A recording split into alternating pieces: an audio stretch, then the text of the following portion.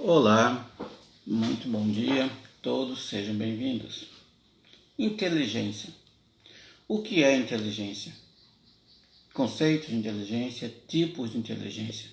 Como podemos fazer para aprimorar? E a popular inteligência múltiplas. Quais os tipos? O que se fala sobre ela e como isso pode ser entendido e ajudar a nossa vida no cotidiano. Eu sou Manuel Leite e vamos falar hoje sobre inteligências múltiplas. Então, deixe seu comentário, perguntas e vamos trabalhar um pouco sobre esse contexto e como lidar com as inteligências múltiplas. Primeiramente, é importante a gente resgatar que na ciência nem sempre os conceitos são tão fixos. Eles mudam ao longo do tempo. Então, antes da década de 80, o que nós tínhamos em geral eram alguns conceitos ligados à inteligência geral, fator G, que eram vistos de uma maneira ampla, com um ser humano como um todo.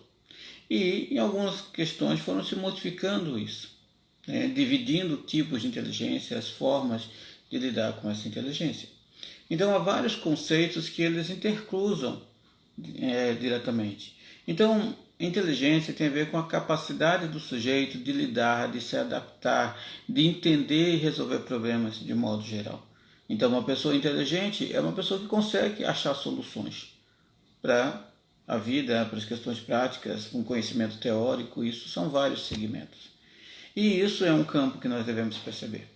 E na década de 80, estavam surgindo muitas críticas, já de 60, 70, para a questão dos coeficientes de inteligência. Então é importante nós entendermos um pouco isso. O coeficiente de inteligência, ou QI, nada mais é do que testes que avaliam aptidões e níveis de conhecimento das pessoas. E ele tende a ter um padrão mais ou menos fixo. Então, eles estavam sofrendo algumas críticas porque eles diziam que o conteúdo, basicamente, era de duas grandes áreas: linguístico, e lógico-matemático. E esse era um campo mais amplo que se existia nessas avaliações. E por aí avaliava o grau de inteligência. E lembrando que o QI ele é calculado baseado no que seria da idade mental de cada um. Então, alguém que tem um QI de 100 significa que ele está exatamente ao nível mental da idade cronológica. Esse é um ponto que era comum e nós ainda utilizamos muito isso. Tá? Quando a pessoa vai subindo de QI acima de 100, significa que a idade mental, ou seja, o nível de inteligência presente sobre aqueles conteúdos avaliados, está acima do que seria a média para aquela faixa etária. Quando ele está abaixo de 100, significa que ele está com a idade mental, níveis de conhecimento, habilidades de lidar com as situações abaixo do que seria para a idade cronológica. O que tudo isso chega ao nós falarmos de inteligência? Nós sabemos que na área da educação, Piaget teve uma grande influência, especialmente no Brasil. Isso década de 80, 90 e foi modificando com influências de Vygotsky e outros autores da psicologia. E naquele momento usava-se muito textos de Piaget e se dizia que a idade indicada para se iniciar a alfabetização era 7 anos. E o Brasil utilizou isso na década de 80 como uma referência, ensinar a alfabetização a partir de 7 anos. Porém, em nenhum dos 120 trabalhos de Piaget, que era um biólogo suíço e contribuiu imensamente para a educação, ele fala da idade cronológica como referência. Ele fala da idade mental. O que isso significa? Uma criança poderia ter uma idade mental de 7 anos e estaria pronta para a alfabetização segundo os conceitos piagetianos aos 5, aos 4, aos 7, aos 8 anos. Só que padronizou-se a idade cronológica como referência. E por isso popularizou-se, até algumas décadas atrás, o período de iniciação escolar, no sentido formal, mas de ensino de leitura, a partir dos 7 anos. Mas originalmente Piaget se referia à idade mental. Isso não é algo que as pessoas devem entender como algo de preconceito, o que era uma das críticas muito feitas na época, mas perceber como está seu nível de inteligência, que é a capacidade de lidar com as questões, se está coerente ou não, que é um padrão de uma média. Então, era esse ponto geral. Né? Então, a partir daí, muitas críticas viam como se isso fosse um grande rótulo. E outras teorias começaram a criticar alguns dos testes que existiam, porque trabalhavam basicamente, como eu disse, o conhecimento e as inteligências de adaptação, basicamente o que se forma mais na escola, linguístico e o lógico-matemático. E aí um movimento em Harvard, né, foi importante para essa quebra. Lógico, como nenhum campo da teoria, ela é unânime. E nós temos aí em Howard Gardner, tá? Esse aqui é um bom exemplo de um ótimo livro para quem quer começar a entender um pouco das inteligências múltiplas, né, que é Inteligências Múltiplas, a Teoria na Prática, aonde o autor vai estar trabalhando um pouco do que é essa teoria, né, como que ela, de forma teórica, e como isso deve ser aplicado na nossa prática. Como devemos desenvolver a inteligência múltipla, especialmente no contexto escolar. Então, o que compreende exatamente essa inteligência múltipla? Ela vai entender que nós temos algumas questões a lidar. Né? Ela tem um conceito, né, que foi elaborado por Howard Gardner e sua equipe, de que a inteligência tem a ver com os fatores que você lida, que você consegue resolver, consegue entender as questões do seu dia a dia, ou seja, você responder a demandas, se adaptar a elas, criar novas soluções. E isso é um campo de inteligência. Né? Não é simplesmente você ter algo pronto. Então ele tem a ver com alguns potenciais, algumas características que o sujeito tenha. E isso vai variar, é óbvio, de cada idade, de cada fator em cada momento. Então ele vai trabalhar que não há apenas dois tipos de inteligência, ou como era colocado, uma inteligência única, que é uma inteligência geral. E ele vai dividir isso inicialmente em 7 campos. É lógico que a gente vai buscando hoje e vai achar, alguns vão estar com 7, são menos comuns, outros com 8 e outros com 9. 2 outros foram acrescentados da teoria original. Né? É coerente, lógico, com que a ideia de Gardner, mas eles foram acrescentados. Então hoje eu vou destacar os 7 primeiros e depois vamos ampliar um pouco desses 2 últimos. Então quando a gente pensa nas inteligências, vamos pensar o seguinte: resolver situações. E para que nós conseguimos resolver situações, precisamos de uma demanda, de um problema estabelecido. Popularmente, problemas de matemática são situações onde você deve resolver e chegar a uma resposta que seja coerente. Muitas vezes não existe uma forma única de resolver, existem formas diversas. O que nós chamamos, né, de pensamentos divergentes e pensamentos convergentes. Pensamento convergente é aquele que responde semelhante à maioria. Pensamento divergente, aquele que cria uma alternativa diferente para chegar a respostas. Mas ambos chegam à mesma resposta. Então, quando se pensa em construir uma ideia dessas inteligências, ela tem que ser bem nítida sobre alguns fatores. Primeiro, existe um fator todo biopsicossocial, né? Biopsicológico. Por quê?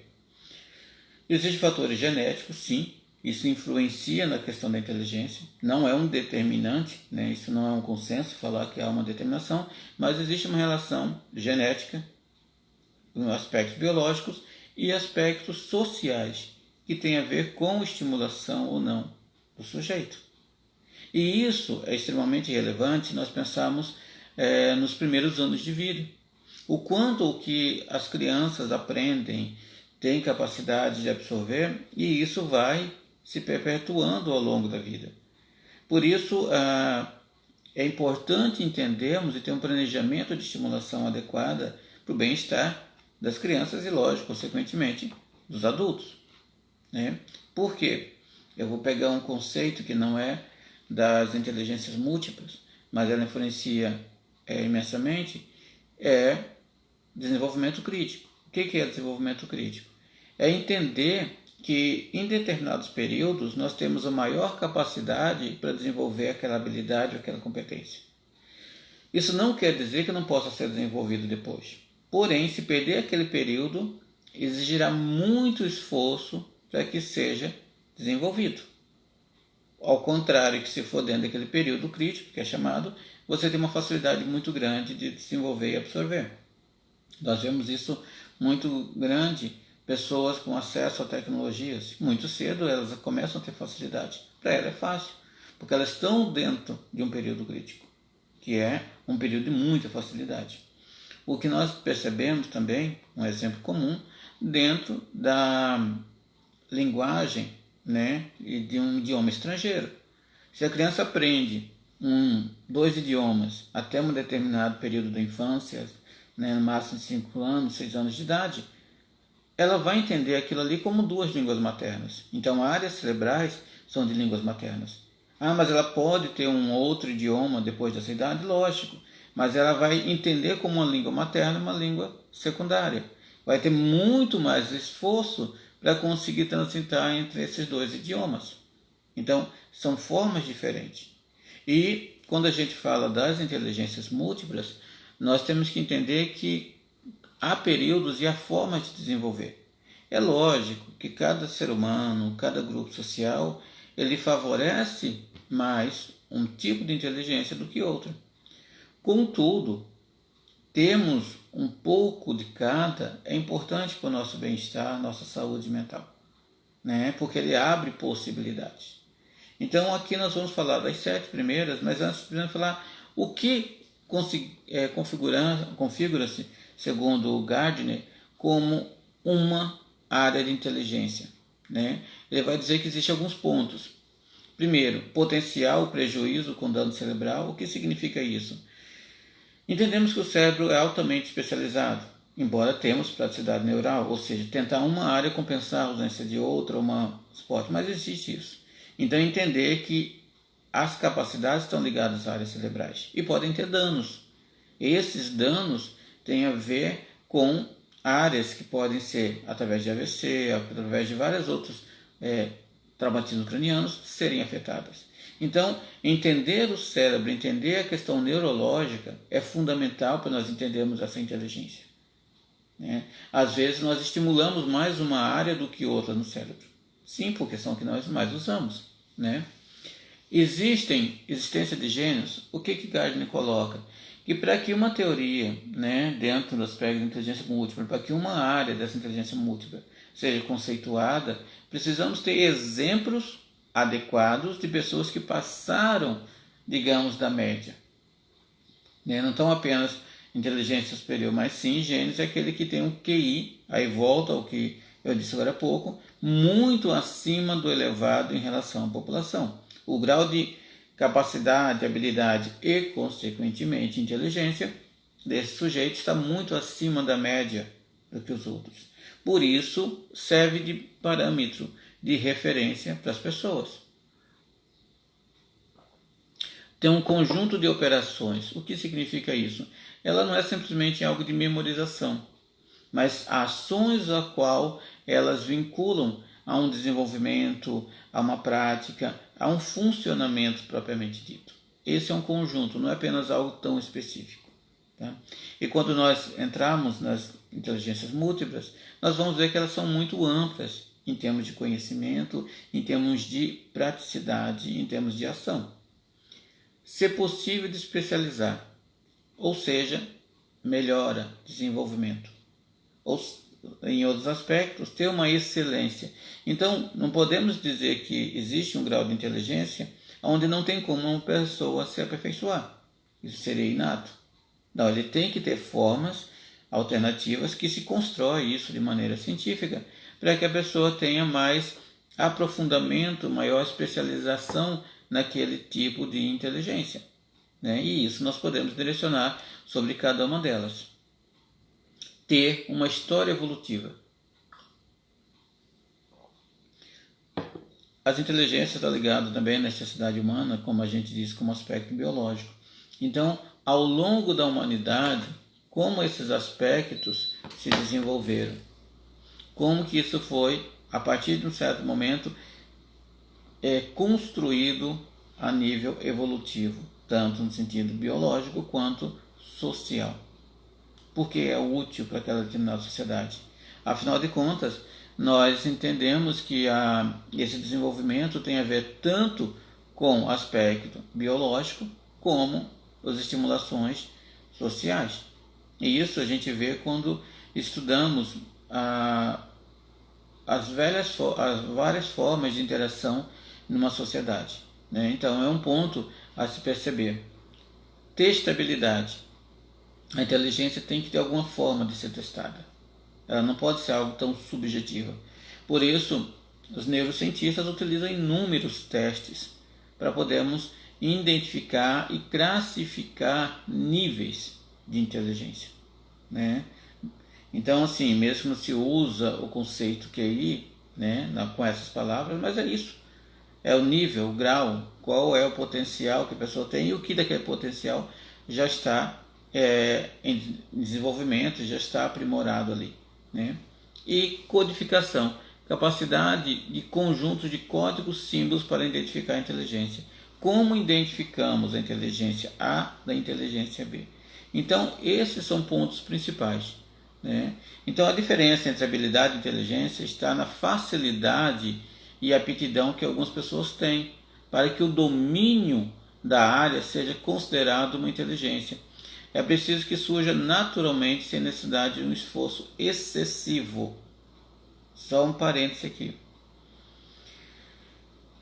Embora nós descrevemos aqui como sem necessidade de um esforço excessivo, não quer dizer que não precise de algum grau de estimulação. Essa é a grande diferença.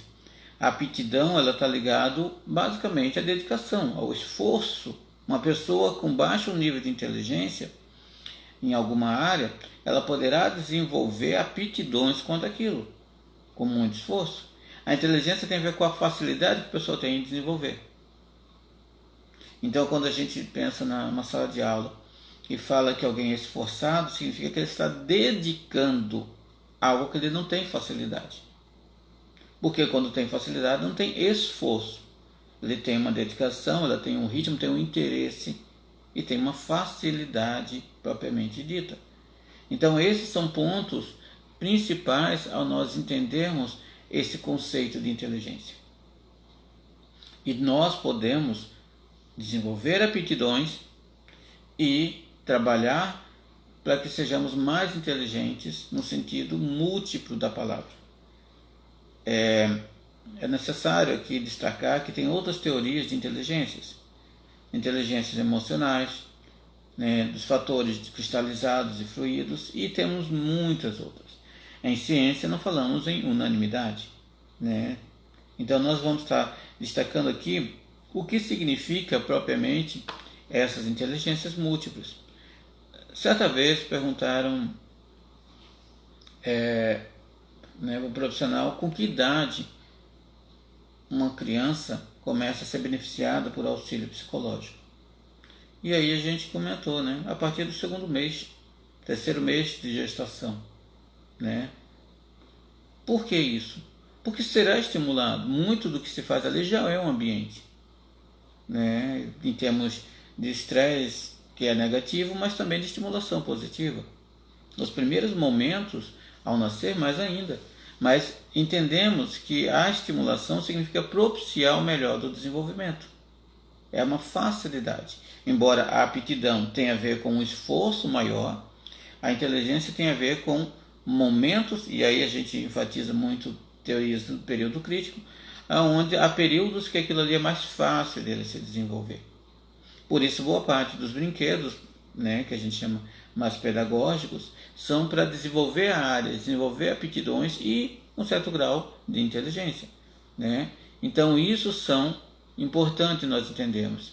Então, qual que é a mais tradicional e mais conhecida, né, das primeiras 7, e depois acrescentamos outras 2?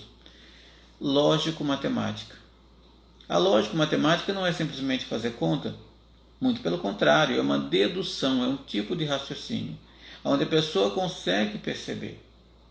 Então não é simplesmente uma fórmula decorada, Muitos estudantes têm dificuldade na matemática porque eles acostumaram e acreditam que a matemática é decorar a fórmula e resolver. Não necessariamente, muito pelo contrário. É você achar soluções daqueles problemas para aquela demanda. Então isso tem a ver com tipos de raciocínio. O lógico, matemático, ele é dedutivo. Ele faz com que nós deduzamos. Por isso que quando a gente pensa na lógica, né, quem gosta de séries aí, de investigações, tem um raciocínio lógico e é dedutível. Né? Eu vou pegar um exemplo que é muito comum, né, em séries policiais de investigação. Tem 2, 3 gotas de sangue no chão. Pelo formato da gota e pela distância entre uma gota e outra, é possível deduzir a que velocidade a pessoa andava, em que altura estava o ferimento. Isso é dedução, isso é lógico. Um exemplo muito comum, né, na literatura, que a gente fala de pensamento lógico dedutivo, Sherlock Holmes, né?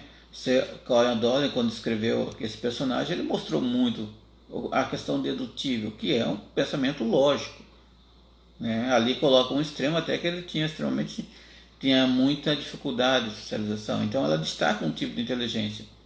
Por que era um pensamento lógico? Ele ficava fazendo fórmulas? Não, embora ele conhecia a matemática. Mas é de deduzir, no caso, a que ponto aquilo está acontecendo. Então isso nós entendemos, é importante as pessoas perceberem que o pensamento, o raciocínio dedutivo ou lógico matemático, ele não restringe simplesmente a uma sala de aula. Por quê? Porque as demandas do nosso dia a dia não estão dentro de uma sala de aula. Eu vou pegar um outro campo que eu brinco muito, né, com essa expressão. Uma boa aula de trigonometria e de mecânica, de física básica, deveria ser concebida numa mesa de sinuca, porque você tem ângulo, triângulos, você tem velocidade, aceleração, Newton, tudo ali num exemplo simples de prática. Então, é justamente algo lógico ali, é uma dedução, que se você utiliza o bolão e partir na parte de baixo, a bola ela vai a menos distância. Os dois vão ficar próximos. Se você coloca abaixo o outro, né, o bolão e a bola que está sendo atingida vai ter uma velocidade constante, porém, com a desaceleração vai ter uma distância maior entre as duas. Isso é matemático, isso é lógico. E no dia a dia. Então, é importante entendermos que a inteligência lógica matemática ela não se restringe a quem é da área de exatas. É lógico que essas pessoas precisam disso no seu trabalho com mais intensidade. Elas necessitam disso com muita frequência. Contudo, é uma área importante para o nosso dia a dia. Né? Tem a ver com entender as coisas, não apenas responder a fórmulas. Então a inteligência não é decorar fórmulas, é ter um raciocínio que consiga responder a demandas. Então a lógica matemática é uma das principais áreas que nós utilizamos. E isso tem a ver ao conhecimento de mundo, interpretar fatos, interpretar situações. O conhecimento filosófico e científico, ele se baseia na lógica, na questão dedutiva. Então, esse é um tipo de inteligência. Ela pode ser estimulada com exercícios, com fórmulas, sim, também, mas muitas maneiras. Quando uma criança pequena, ela recebe aqueles brinquedinhos de encaixe, que tem triângulos, círculos e quadrados e vai encaixando, você está fazendo uma estimulação ligada à inteligência lógica matemática. É a peça que encaixa. Quando você brinca de dominó e você sabe qual a peça está na mão dos seus concorrentes, né, ali na disputa, isso é um pensamento lógico e é dedutível, não é uma intuição, não é um palpite. é variáveis que você vai eliminando e construindo fatores. Então, isso é um tipo de raciocínio. E isso é fundamental para nosso dia a dia, independente da área que nós utilizamos. Né? Na década de 80 teve um caso muito interessante nos Estados Unidos, eu me lembro se foi na Califórnia, que um caminhão com uma carga líquida perigosa, ele era mais alto do que o viaduto, né, do limite do viaduto, e ele passou e travou. O que acontece ali? Ele travou e existia um problema sério, porque se puxasse poderia romper, né, toda a parte ali do transporte, né, a carroceria onde estava o líquido, e aí sim seria um problema muito mais sério. Então as pessoas ficaram horas ali, toda a equipe de socorro ficaram algumas horas. Como remover sem causar maior dano ainda, né, sem que tivesse um desastre, né, de materiais químicos perigosos. E estavam, depois de 2, 3, 4 horas ali, um menininho chegou perto de um policial, um menininho de 7 anos, e fez uma seguinte pergunta, né, segundo os textos, a fala que ele usou: tio, por que vocês não murcham o pneu do caminhão? E o pessoal parou e viu quanto era uma coisa tão simples que resolveu o problema. Pneu está inflado, ele está alto, murcha, ele fica baixo, reboca e depois infla de novo e tira ele dali. Pronto. Ou seja, a resposta é simples. Isso é um tipo de raciocínio lógico e é dedutivo. Quer dizer que as outras pessoas, os especialistas ali, não tinham inteligência lógico-matemática suficiente? Talvez tinham. Só que existem dois tipos grandes de pensamentos, tá? Que isso influencia na inteligência.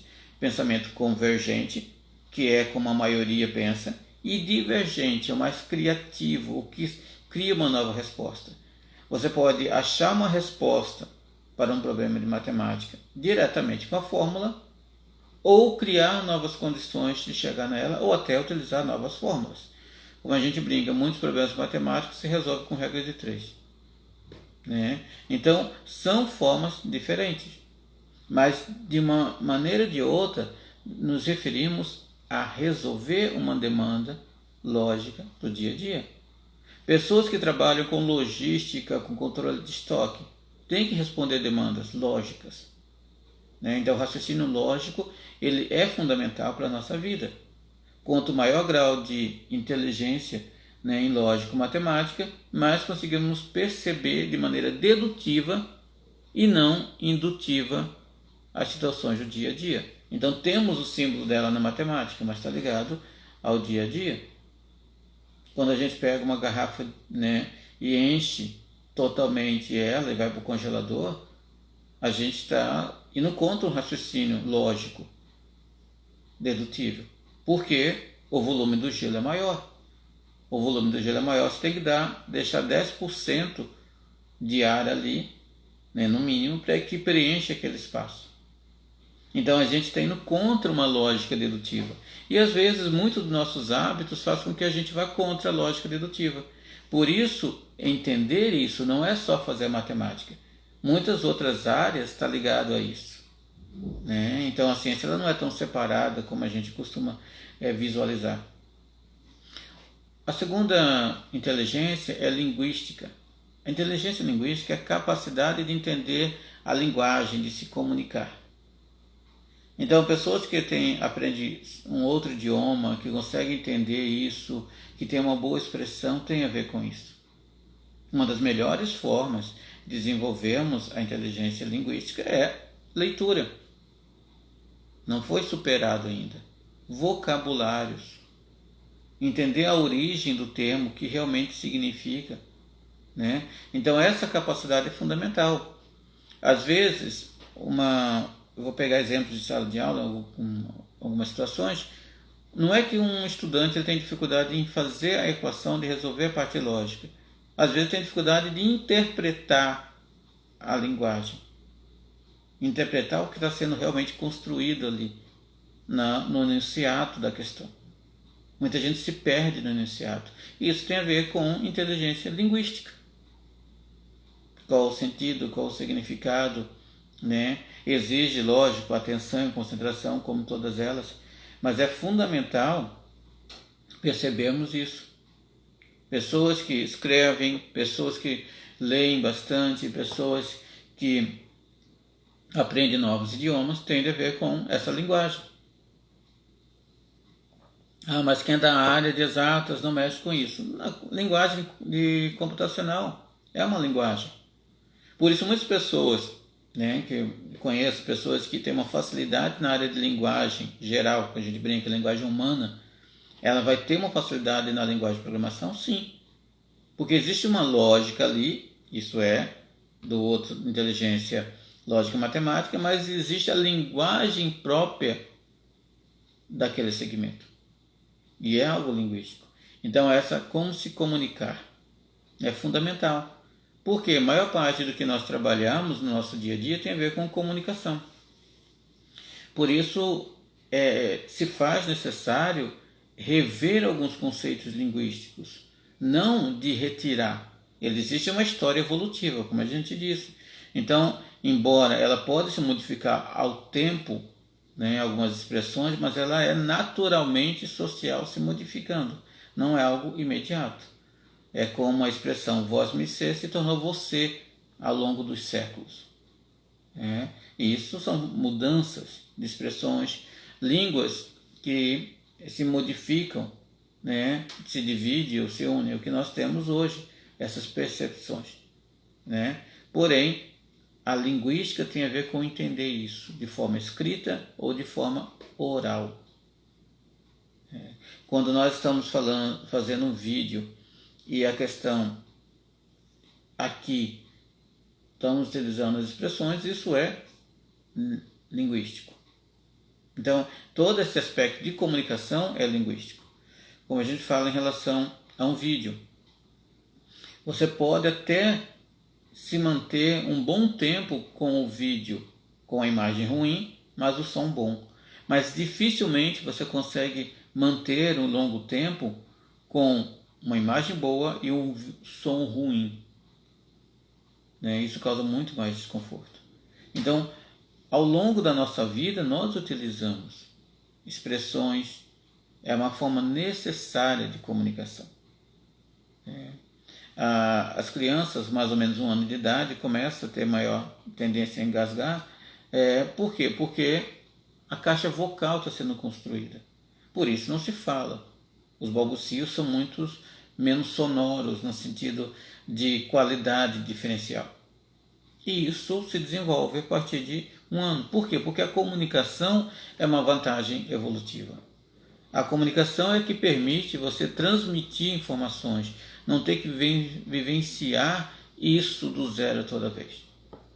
É a comunicação que permite que você consiga ter um exemplo em um livro, parte do que um livro de apenas, deixa eu falar aqui, 100 e poucas páginas, você tem muito mais do que as outras pessoas teriam. Então você tem um resumo das experiências ali de inúmeros profissionais. Isso é comunicação. É uma comunicação escrita, como a oral. Então você tem ali, você não precisa fazer tudo de novo, não temos que reinventar a roda todos os dias. Isso faz parte do aspecto linguístico. Então as pessoas com uma capacidade linguística, que é a inteligência linguística, têm facilidade nisso. Facilidade de perceber, de entender, de conseguir interagir. Podemos desenvolver isso? Sim. A leitura é o melhor exemplo. Pessoas com facilidade de leitura começam a ter melhores interpretações. Quer dizer que qualquer leitura, em um dado momento, tem leituras apropriadas para a idade, para aquele momento que seja um grau de dificuldade, sim, mas o desafio aumenta. Mas o que está nesse ensinamento também é importante. É perceber isso. Falar como a criança é importante, é óbvio que é para o desenvolvimento dela. Mas o que se fala também é muito importante. Então, é necessário que a gente tenha essa observação desse conjunto de ações. E quando nós somos solicitados em maior parte da nossa demanda escolar, nós estamos falando de linguística. Quer seja numa prova, mas a prova é de marcar X. Tá? Existe uma lógica ali? Tem, óbvio que tem. As duas inteligências mais usadas em sala de aula ainda são a linguística e a lógica matemática. Mas a interpretação, se for dissertativa, mais ainda. Mas um seminário é linguístico também, mesmo que o conteúdo não seja sobre linguagem, mas você está executando. Então a inteligência linguística é isso. Inteligência espacial, interpretar e criar imagens. A nossa noção espacial é fundamental. Mas eu não uso. Você usa para dirigir, para estacionar o carro, para dançar. Você utiliza isso o tempo todo. Para aprender geografia. Muita gente tem dificuldade em área de geografia, né, na área de conhecer realmente a geografia, porque tem dificuldade em dimensionar em termos espaciais aonde está cada país estudado, cada estado. Né? Então, quando a gente pensa, mas os estados no Brasil? É perceber qual que é o movimento. Região Sul, Sudeste, Nordeste, Norte e Centro-Oeste. Aonde está? Em que distância? Não precisa ser uma questão exata em termos de quilômetro, mas conseguir se colocar aonde está um ponto do outro. As pessoas com inteligência espacial, elas se perdem menos. É isso que nós falamos da inteligência, de conseguir resolver problemas e situações. Ela consegue ter marcadores de referência. É como se fosse um mapa mental. Isso é fundamental, inclusive, para o treino de memória. Né? Tem uma área de memória que a gente atua que chamamos de viso espacial, que é justamente a percepção disso. Então, uma pessoa que consegue visualizar, dimensionar os espaços, ela tem uma inteligência espacial, que tem a ver justamente como ele se configura. A matemática se beneficia dessa inteligência? Sim. Por isso, quando a gente fala uma ciência ela tem um pouco de cada das inteligências. Então, a matemática, quando nós estamos trabalhando algumas fórmulas, nós estamos trabalhando a parte espacial. Geometria analítica. É justamente isso. É uma noção do espaço. Então existe a lógica dedutiva, mas existe aqui a criar imagens. Quando eu falo para vocês, imagine e descreva para mim o ambiente a qual você está assistindo, né, essa aula, você tem uma noção de espaço. Se você tivesse de olhos fechados nesse momento, você conseguiria indicar os objetos ao seu redor, a distância, características? Isso é um treino bem simples que nós devemos fazer. Né? Isso tem a ver como nós aprendemos e tem a ver como nós utilizamos a nosso favor. Tem pessoas que começam a ter dificuldade de locomoção. Às vezes é uma pequena alteração neurológica. Tem um teste muito bom dentro da psicologia que chamamos Bender, que ela trabalha basicamente um teste gestáltico de percepção a viso espacial. É um teste de personalidade, inteligência, várias versões que teve ao longo do tempo, mas pelas características do traçado no papel se percebe como a pessoa vê o mundo, como que ela copia, simplesmente cartelas que a pessoa tem que copiar. Então, essa questão de viso espacial é primordial. Né? Então você pensa aí, vou pegar estereótipos profissionais. Como que um astrônomo vai conseguir conceber algo tão imenso se não conseguir fazer uma combinação? Não é simplesmente de alinhar as estrelas e fazer algo criativo e colocar ali como uma imagem, mas é ter essa noção de distância, de profundidade. Né? Então nós precisamos perceber o quanto é relevante a inteligência espacial. Os artistas, né, por exemplo, na área de música ou teatro, tem a presença de palco. O que é a presença de palco? É se perceber em que local e como utilizar o espaço disponível para ele. Tem pessoas, não pela timidez, mas tem pessoas que têm pouca presença, então elas ficam num canto só, mas ela pode explorar mais o ambiente dela, ela pode utilizar mais os espaços disponíveis. Então é criar essas imagens, perceber essas imagens. Isso faz toda a diferença. Um profissional, vou pegar exemplo de motocross, ele faz um percurso. Às vezes, por isso que quando a gente vê em Fórmula 1, moto velocidade, coisa do gênero, a pessoa caminhando antes, para que ela tenha uma noção de espaço. E essa noção de espaço é internalizada através da imagem que se constrói pelo grau de inteligência espacial que ele tem. E antever a situação. Não é só um reconhecimento, é ele perceber. Pessoas com inteligência espacial conseguem se perceber melhor. Muitos esportes são basicamente isso. Então as aptidões são desenvolvidas com esforço, mas a inteligência é aquela facilidade. Por isso que quem joga futebol sabe disso. Uma pessoa com uma boa prática de futebol de salão, ele consegue, digamos, passear no campo. Ele consegue perceber, porque ele domina pequenos espaços. Os dribles são curtos. Isso tem uma grande facilidade quando a pessoa está num grande espaço, que é o campo.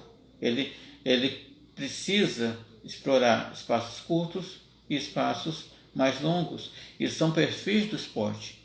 Então, às vezes, o pessoal treina. Por isso, quando a gente vê um técnico trabalhando um time com metade do campo de futebol apenas, ele está trabalhando justamente essa noção espacial de espaços curtos, que em determinado momento ele vai ter que desenvolver, porque ele vai fazer o drible dentro da área. Se ele fizer um drible longo, ele saiu do campo.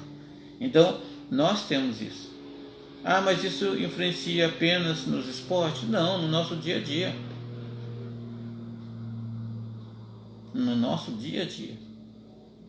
Como nós nos relacionamos, como nós damos espaço, como nós utilizamos os nossos espaços. É muito automático isso. Pessoas, quando não estão bem emocionalmente, estão mais abatidas, tristes, depressivas, ela não explora todo o ambiente que ela tem de espaço. Ela se encolhe. Então, perceber que às vezes esse espaço pode ter colocado como pequeno tem a ver com como nós vivemos. Então, explorar os espaços, né? Isso tem a ver com áreas em geral. Quando você pega um conhecimento como química, tem a ver com isso. Física, idem, né? E vários outros. Geografia, como nós estamos exemplos aqui. Então, é uma área importantíssima de raciocínio e inteligência. Outra inteligência, físico-sinestésico. Percepção, enquanto nós estamos falando do espaço como algo externo, o físico sinestésico tem a ver justamente com o nosso espaço interno. Perceber como eu me movimento, perceber como eu lido e controle motor. Eu vou citar exemplos de atletas de alto rendimento, porque eles são exigidos ao máximo nisso, aonde o movimento que nós temos, por exemplo, de um nadador, ele faz diferença quando ele puxa água, É cinesiologia, ciência do movimento. Faz diferença imensa a nossa postura, como nós controlamos o dado movimento, Só falar um oi aqui, Sim, Chamila, você trabalhou com isso no TCC, é uma área fundamental, para todos, Só deixa eu aproveitar o momento também, para agradecer a presença, da Rose Kelly, Gran, Chamile, Ieda, Gersília, tá? Obrigado a todos pela confiança, aqui. Então, físico-sinestésico, nós temos muito forte nos esportes, na dança. Quer dizer que é um único local de desenvolver? Não, mas é das formas de desenvolvimento. Por isso, nós devemos explorar essa capacidade de coordenação motora. Pessoas que têm muita dificuldade em adulto em algumas áreas, como dança, por exemplo, possivelmente teve pouca estimulação de coordenação motora em determinado período da vida, o que a gente chama de período crítico, Então, essa estimulação de coordenação motora, de noção de espaço, de controle motor é fundamental.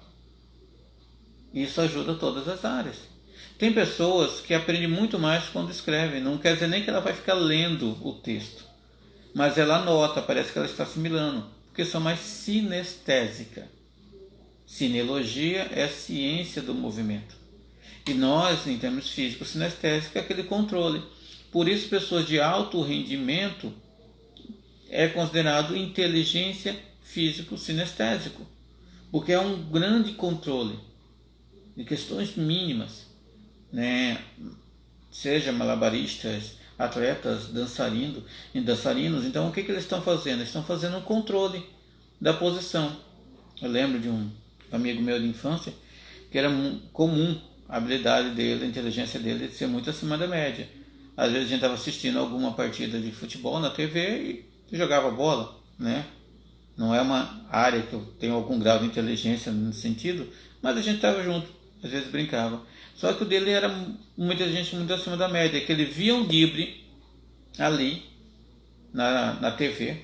Às vezes não tinha nem um replay, a gente viu, o drible legal, pronto, beleza, né, numa partida de futebol. Dava 2 horas depois, ele estava fazendo o mesmo drible no campinho de futebol, na quadra que a gente jogava. Ele precisou apenas de uma vez ter visto. Às vezes não tinha o replay. E mesmo que tivesse replay, você vê 2 vezes no movimento corporal e você conseguir passar para você mesmo e fazer esse mesmo movimento corporal. Isso é algo que nós chamamos de inteligência físico-sinestésica. O controle do corpo, a percepção do seu movimento, né? E é uma área que tem que ser explorada também, porque é fundamental para muitas questões, né? Ajuda você a entender não só o seu, mas das outras pessoas, né? Então é relevante e é um tipo de inteligência fundamental, embora em termos curriculares não é tão explorado. Por isso que Gardner coloca da importância de conseguir trabalhar o máximo dessas inteligências, para que não tenha vantagem só uma ou outra, mas que explore, né? Inteligência musical, sons. Tem pessoas que têm uma facilidade imensa de aprender sons, de memorizar sons. Isso ajuda na área linguística? Sim. Porque não estamos falando apenas da comunicação verbal, mas estamos falando dos sons em geral. Então, todo esse aspecto é fundamental para entendermos. Então, a parte musical é um tipo de inteligência? Pode e deve ser explorado ao máximo, para conseguir distinguir em termos sensoriais, né, os estímulos, a arritmia, né? Existem alguns estudos, né, como a gente fala, ciência nada é unânime, de que crianças que estudam, né, que ouvem Chopin quando pequeno, tendem a ter facilidade em matemática. Alguns falam, não, qualquer música, mas músicas onde tem uma sequência lógica, porque as notas musicais surgiu dentro da matemática, né? Isso facilita imensamente o entendimento. Então, a parte da música é fundamental, né? Que é uma qualidade indispensável ao bem-estar humano, porque a sonoridade ela não está presente apenas num instrumento musical, está na nossa fala, no ambiente ao redor. Identificar sons, né? Só que o que acontece às vezes é um grande prejuízo. Nós estimulamos apenas se vai ser profissional naquilo. Não necessariamente. A pessoa pode ter 3, 4 de inteligência bem desenvolvidas, ela pode ter aptidões bem desenvolvidas, e não quer dizer que ela tem que necessariamente exercer aquilo como profissão, porque vai te dando ganhos, não só em termos de memória, como capacidades, né, que se influenciam mutuamente. Então, a parte de reconhecer sons é fundamental em muitos segmentos. Inclusive, diminui muito o grau de ansiedade. Por que isso? Porque você percebe os sons nos ritmos, mas também percebe timbres vocais diferentes. Vou pegar só um ponto, né, que eu gosto muito numa área chamada linguagem corporal, microexpressão facial, e nós dizemos que existem algumas áreas, mas a linguagem corporal é o estudo do movimento geral do corpo, que é mais sociológico. Microexpressão são as expressões do rosto, que são emoções de curta duração e são muito mais biológicos do que sociais. Movimentação do globo ocular, que tem a ver com áreas neurológicas de acesso, quando a gente movimenta a posição dos olhos, e entonação vocal. Pela entonação vocal dá de distinguir se a pessoa está tendo raiva, medo, tristeza, insegurança, porque há mudanças de timbres de voz. Então, quando a gente pensa na inteligência musical, ela tem a ver com a melodia, que vai ter muita facilidade para aprender instrumentos, cantar, imitar sons, tudo isso. Mas também no sentido de reconhecimento sonoro, inclusive da voz, se ele começar a prestar atenção nisso. Então o som é muito agradável. O som é muito agradável.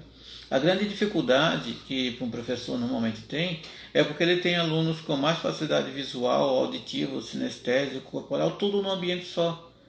E ele acaba explorando apenas aquilo que ele tem mais facilidade. Mas perceba que o outro tem graus de facilidade diferentes. Enquanto um espacial ele pode ter mais facilidade quando vê, né, uma imagem, um elemento gráfico, o outro vai ter mais facilidade quando ouve a explicação daquele gráfico, daquele esquema. Então, utilizar esses dois pontos é fundamental, né, para a gente entender isso. Então, a inteligência musical também precisa ter seu grau de aperfeiçoamento, de exploração. Os outros dois pontos são parecidos, mas também complementares. Enquanto o interpessoal, né, é compreender o outro, o intrapessoal é entender a si mesmo, as suas emoções. Então vamos colocar os dois um pouco juntos para facilitar aqui. Interpessoas. Então a inteligência interpessoal tem a ver sobre a interação com as pessoas, a sua capacidade de se relacionar. Hoje é fundamental, como sempre foi, né? Como você convive, como você relaciona, né? Como você percebe o outro, as necessidades do outro. Pessoas interpessoais tendem a ser mais cativantes, né? São pessoas que tendem a ter um grau maior de excelência nas suas relações. E isso é um tipo de inteligência. E é um tipo de aptidão a ser desenvolvida. Pessoas com isso conseguem fazer trabalhos em grupos, conseguem ser líderes mais facilmente. Quando nós falamos de inteligência, tem a ver com não apenas a aptidão que se constrói, mas a grau de facilidade que você consegue desenvolver. Como que se faz isso? Através de interações, de exercícios, de estimulações. Quer dizer que alguém que tem pouco contato social não vai ter inteligência interpessoal? Não. A pessoa consegue ter um grau de interação utilizando as outras áreas, como a linguística, como a percepção das relações. É como se, ao ler um livro, uma pessoa está identificando uma lógica dedutiva, outro imaginando o espaço presente, outra está as relações que as pessoas têm e por aí vai. Então, há muitas formas de estimulação. A gente costuma dar exemplo de um romance psicológico, né, do Dostoiévski, né, onde existe um trecho longo, de certa forma, onde está um sofrimento do sujeito, que ele está numa crise moral, né, e há vias de cometer um assassinato. Então, em Crime e Castigo, ao você ler aquele trecho, você está percebendo o sujeito. Por que ele não interage dessa maneira? Por que não faz isso? Quando a gente assiste as séries, filmes, novelas, o que for, tem pessoas que estão atentas a essa interação. E é fundamental.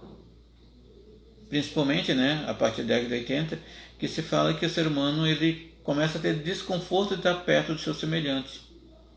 Então, a inteligência interpessoal ajuda a minimizar esse desconforto e muito mais ainda, ela auxilia a desenvolvê-lo e ter relações saudáveis, relações puras, né? E isso é um ponto que devemos desenvolver isso desde cedo, mas nunca é tarde para melhorar essas relações.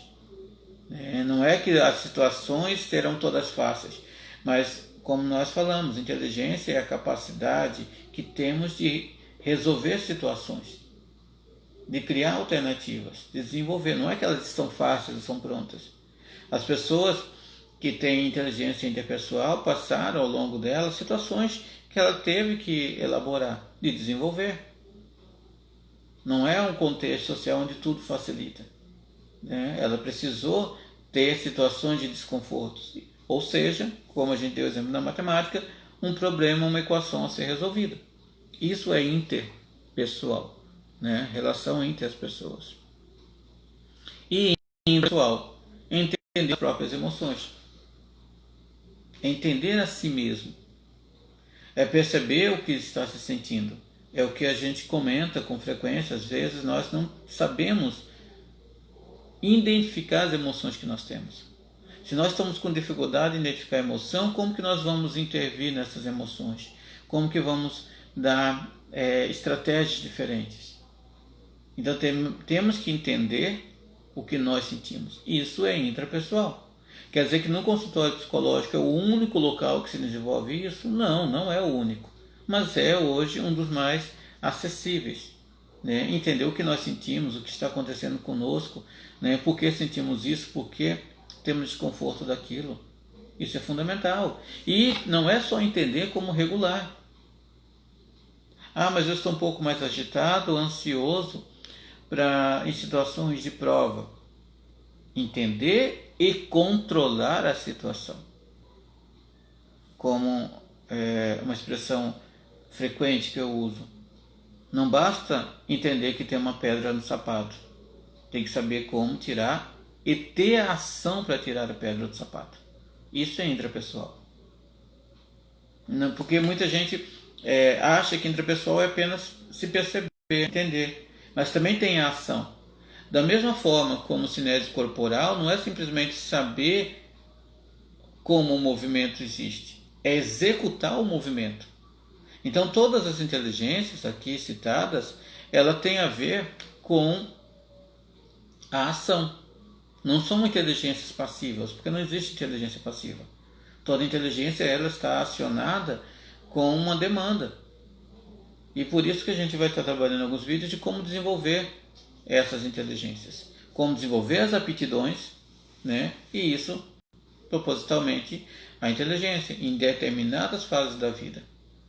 Né? Como a gente utiliza a expressão jogue xadrez para ter mais raciocínio lógico. É fundamental. É um dos exercícios mais práticos para desenvolver isso. É o único, lógico que não é. Monte quebra-cabeça para ajudar a noção espacial. Ouça músicas com tons diferentes, frequências. Percebam isso. Né? Melodias. Né? E sinta as emoções nisso. Então, são inteligências, porque o sujeito consegue lhe dar isso um grande benefício, isso dá um grande retorno pessoal, profissional, social, familiar, não importa. Observe as pessoas ao redor. Pense nos grupos familiares apenas. Quem que é mais inteligente numa área e outra? Não é uma competição, mas é um espaço de admiração. Quem que se comunica melhor, que resolve conflitos, quem consegue se perceber melhor, quem que tem melhor sonoridade, consegue entender as músicas, consegue, entendeu? Então tudo isso são o que Gardner colocou como inteligências múltiplas, as 7 inteligências múltiplas. Posteriormente acrescentou-se mais 2. No primeiro momento, a naturalística, que é o conhecimento da natureza e relação que se tem com a natureza, né? Então foi um conhecimento ampliado e posteriormente existencial. Essa é muito recente, ela não está em todos os livros, né? Porque foi posterior, as duas foram posterior aos 7 inteligências múltiplas propostas por Gardner, né? Inicialmente, e a existencial tem a ver com você perceber e indagar a questão do seu papel, da sua função, do seu sentido de vida, que, se nós observarmos, está muito próximo da intrapessoal e interpessoal, como da naturalística está muito próximo do espacial, do interpessoal e do lógico, né? Porque viver bem com a natureza é algo lógico, né? Então, por isso que nem todos os autores utilizam essas duas, porque ela já está parceladamente em outros campos da inteligência, mas é uma tendência a se discutir essas 9. Então, acho que já está no horário. Todos, muito obrigado. Vamos estar em outros momentos também falando sobre as inteligências, como desenvolver e outros assuntos a mais, né? Esse vídeo vai ficar disponível dentro do IGTV e no canal também no YouTube, tá? Muito obrigado pela confiança e até o nosso próximo vídeo. Obrigado.